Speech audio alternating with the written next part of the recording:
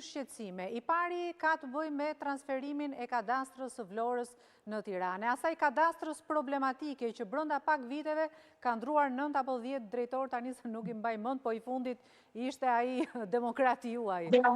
Dero Memaj. Kemi parë zhvendosjen e materialeve, ndërkohë që qytetarët e Vlorës do duhet të vinë në Tiranë, edhe pse është deklaruar që mund t'i bëjnë aplikimet online, po jo gjithmonë online i zgjidh punë. Po e nis nga kjo e fundit beti, ka një muaj që Albania nuk funksionon, edhe mbas skandalit të Akshit dhe keni parë se çfarë ndodh me online-in, sot është e pamundur në Albania të marrësh nga shërbimet më minimale që kanë nevojë qytetarët deri tek ato që kanë nevojë bizneset caktuara dhe kuptojnë që online-i është eficient aq sa mund të jetë, por në një vend ku çdo gjë është korruptive klienteliste nuk mund ta zëvendësoj kurse si kujdesin ndaj klientit dhe atë që duhet të kenë qytetarët, qasin që duhet të kenë qytetarët ndaj institucioneve në afërsitë tyre. Kadastra e Vlorës është e vërtetë që ka qenë një institucion i cili ka ndruar shumë drejtor,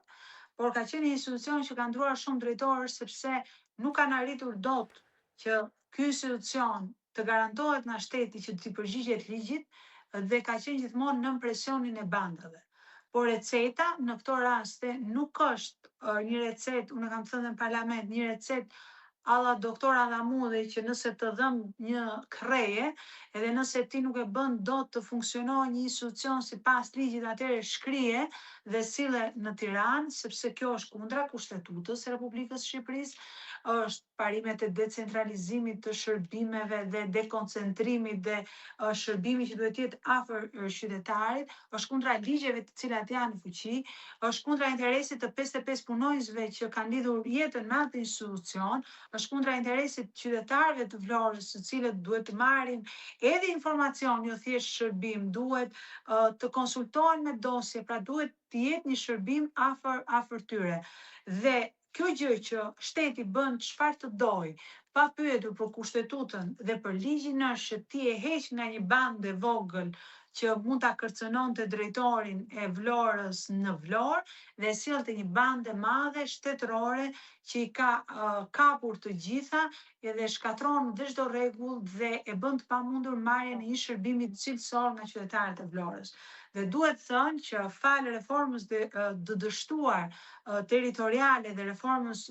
të dështuar po ashtu në gjyqësor, në shkrirjen e shumë gjykatave, sot Vlorën dhe jo vetëm Vlorën, po Delvinën, Himarën, unë po marr qytetet të cilat janë të qarkut tim, po mund të marrë të cilit do qark, i kanë kthyer në fshatra. Jo, nuk është plotësisht kështu, zonja Zhupa, t'ju them pak sepse ka lidhje çështja e kadastrës me krijimin e një, sot është publikuar, me krijimin e një, nuk e di se çfarë është kjo Himara Invest, një kompani apo një institucion i ri që krijohet